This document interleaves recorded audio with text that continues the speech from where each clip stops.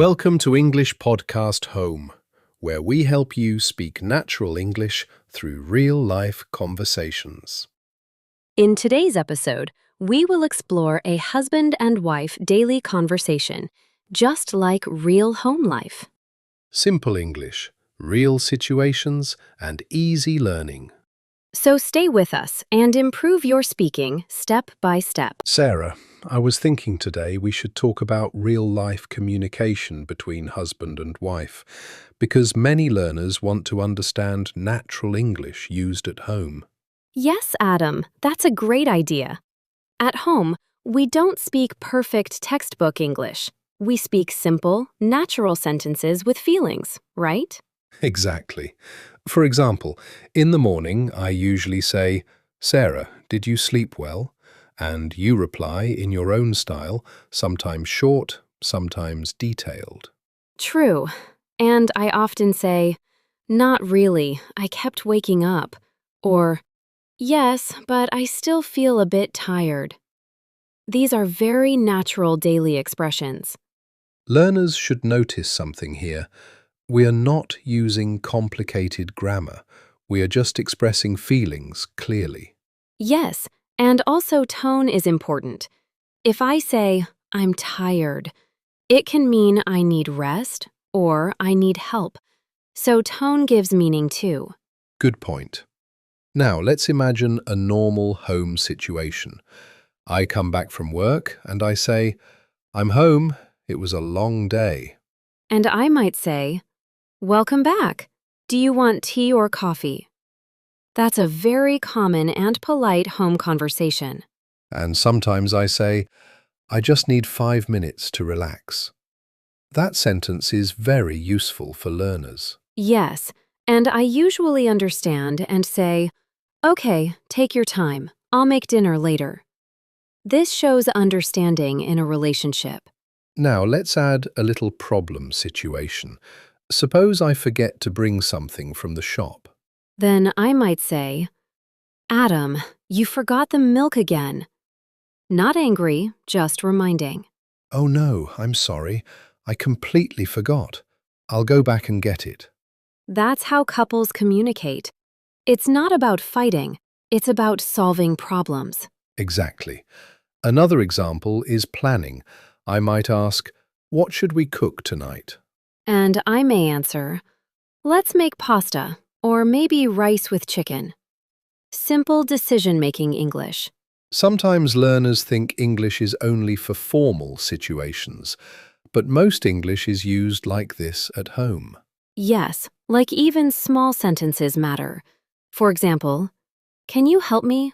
Or, "Please pass me the remote." Or, "Where did you put my phone?" These are everyday, real-life questions. And responses are also simple. "It's on the table," or "I didn't touch it." Now, let's talk about emotions. In a husband and wife conversation, emotions are very important.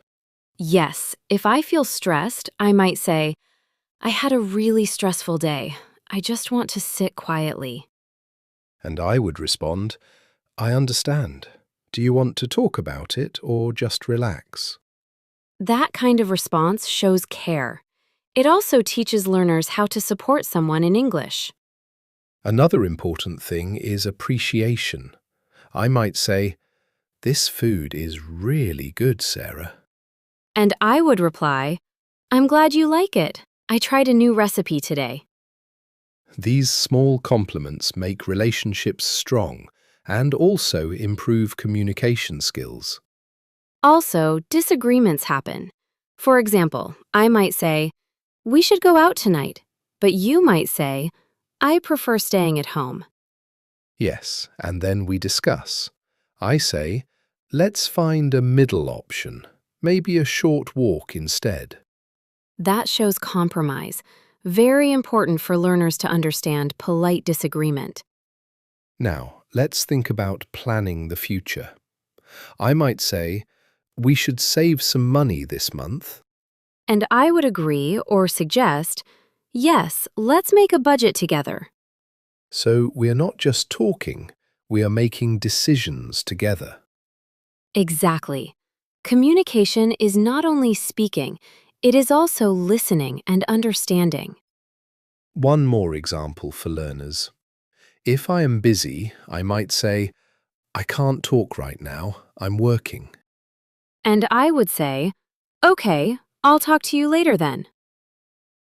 Simple, respectful, and clear English. That's the key message for learners. Keep sentences short, natural, and meaningful. And don't worry about perfect grammar all the time. Focus on clear communication. Yes, because real English is used in everyday life, not only in books or exams. So, in a husband and wife conversation, we learn emotions, planning, problems, solutions, and care. And all of this happens in very simple English sentences that anyone can practice at home. Exactly. And if learners repeat these patterns daily, they will improve very fast. The goal is confidence, not perfection. And understanding each other without difficulty. That's what real communication is all about between two people sharing life together. So that's our conversation for today. We hope you learned how natural English is used in a husband and wife daily life. Yes, keep practicing these simple sentences in your own home conversations. That's how fluency builds slowly and naturally. Thank you for listening to English Podcast Home. See you in the next episode. Take care and keep speaking English every day.